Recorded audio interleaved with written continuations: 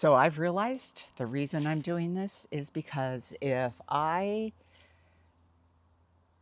want women to trust me enough to come on a retreat with me, I take them somewhere locally in the US or internationally. Maybe they deserve to see how it's all being created. So that's what these videos are going to be about, me creating my next retreat and how I create it step by step. So let's talk about it. Let's talk about how retreats first. And by the way, this is going to be super unedited. It's going to be really freestyle. It's going to be a conversation between me and you. So I have had this dream for a very long time to run retreats for women in midlife. It has been such a profound time in my life, and I think it is for many women. And I believe women deserve the space to feel what happens when they are fully nurtured in a way that I have felt nurtured when I've gone on retreats. So many years ago, I had a yoga Pilates studio, and in that studio, or through that studio, I taught a yoga teacher training program. And at the end of every program, I took all of the teacher trainers on a retreat. It was one of my favorite things to do. It had lots of components to it that I'm not going to go into here. But when I closed that, or I stopped doing yoga teacher trainings, I, of course, stopped doing retreats. And of course, I was doing it for different people than I am going to do it for now. Now it's going to be for women in midlife. So I want to talk about how retreats have changed my life. Doing them changed my life. I absolutely loved hosting retreats. At that time, I did it all too. I cooked at the retreat. There was part of it that was silent, so it was easy for me to do that. I loved prepping for it. I loved creating all the things that we would do or the things that I would teach. And I felt intimately how these retreats changed those yoga teachers. I've also been on a lot of my own retreats that have phenomenally impacted my life. Some of them were yoga retreats back in the day, but most recently, they have been on retreats with my coach. And something happens every time I go on a retreat. I open to something deeper within me. And the more I get to know myself, the happier I am. And actually, the less frustrated, the less responsive. No, that's not the word I want. The less restricted I feel in life, the more open I feel, the more I trust myself. So I am choosing this next retreat. I haven't picked the exact dates. And here's why. Part of doing a retreat this time is different than I've done in the past. I've planned it all very solo. I have done it with partners, and I have found that that doesn't work very well for me. But the other treats I've done solo, and I've done it like all of it by myself. And instead of, and I may have still have an assistant or speakers come to retreats, but not this next one. This next one is going to be US based, and it's going to be down in Arizona, near Sedona, Arizona. And I reserve the right to change that if something more amazing comes up. It's not the location, although that has a huge impact on a retreat, no doubt. But it's the feeling of what Sedona will offer in this retreat and how I am structuring the retreat.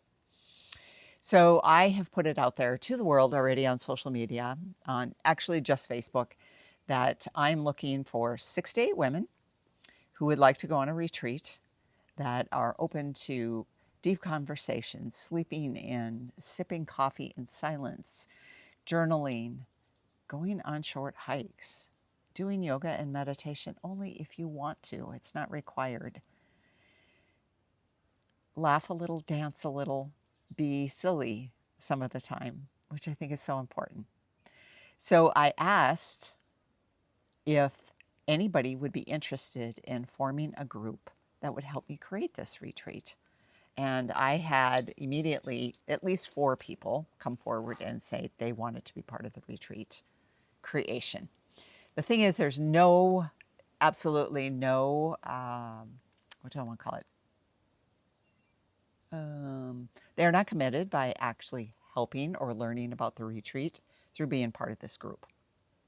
So it could come down to the very end, and for whatever reason, maybe it's the date, maybe it's the location, maybe it's the price, maybe it's how it's being formulated, they'll decide that they can't go, or they'll decide that they can go because they've actually created their own retreat at some level.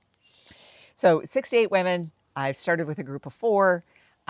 It's just started, and I am putting out to you, if you are interested in being part of this group to help create the retreat, I would love for you to join. And I'll tell you more about that at the end of this video. So yeah, so that's really fun to do it differently like that. So I'm actually creating a retreat for what women desire and want instead of, what I think is what they want. So one of the questions I've asked myself is, what do I want women to feel when they leave?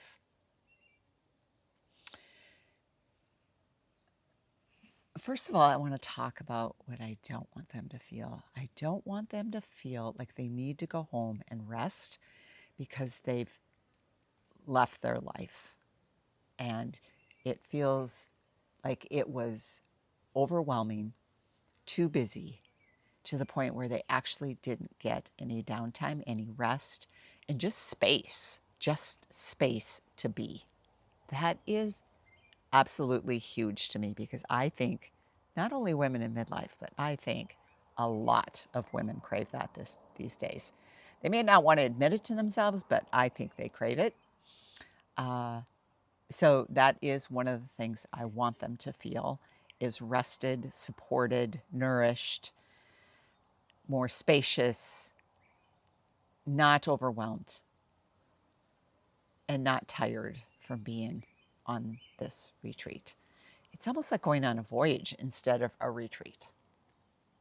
Because if transformation happens, it happens because the retreat opened their hearts to something within them. And of course, there'll be some teaching and leading, but anyway, so that is super important to me.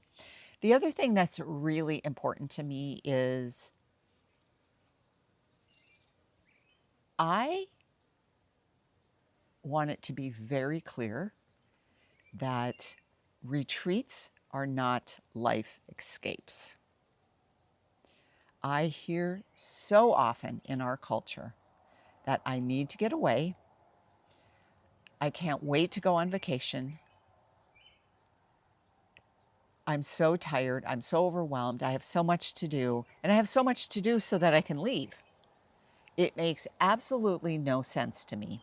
Now, I'm going to speak from my own personal experience because I too was at that point. And I remember when I was in my shamanic apprenticeship, I went on a retreat, and it was one of the first ones we did. And I felt so guilty for leaving home that I didn't even enjoy the retreat. In fact, on my way home, I cried because I didn't want to go back home. I didn't want to go back to my life, is essentially what it came down to. And that is exactly what I don't want women to feel. So one of the things I'm hoping that they'll get from the retreat is,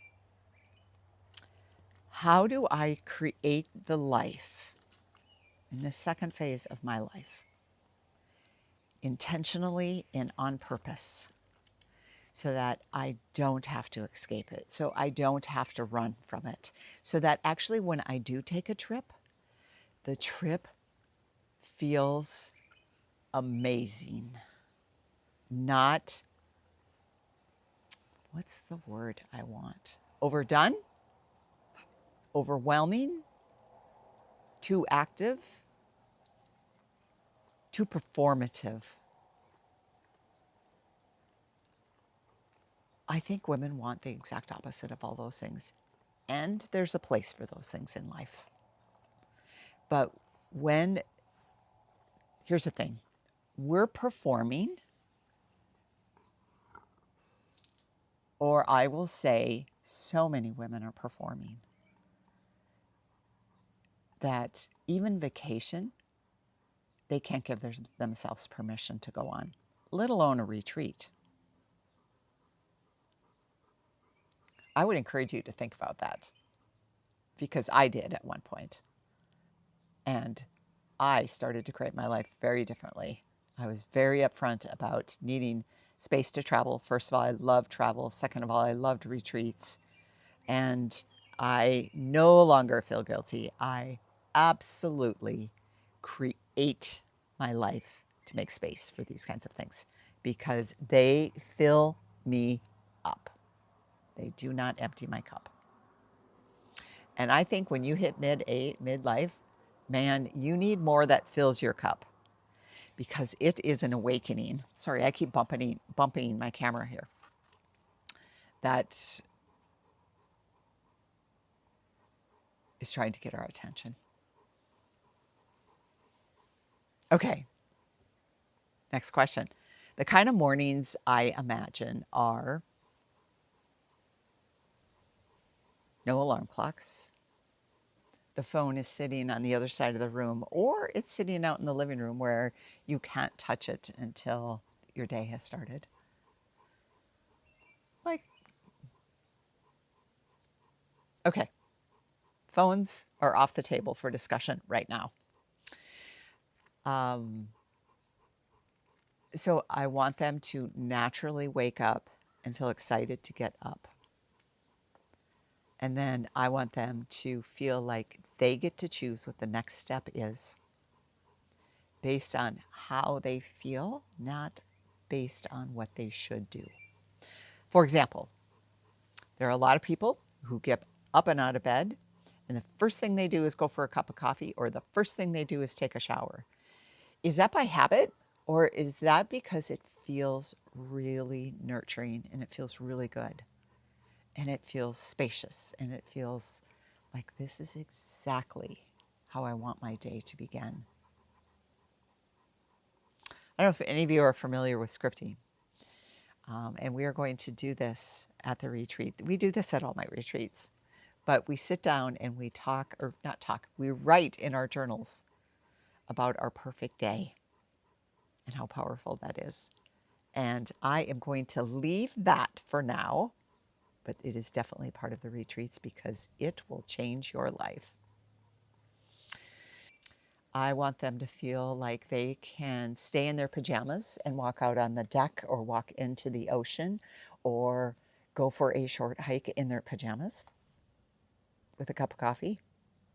They want to go look out over the rocks and they want to watch the sunset come up. They want to look out over the rocks and see the fog slowly dissipating.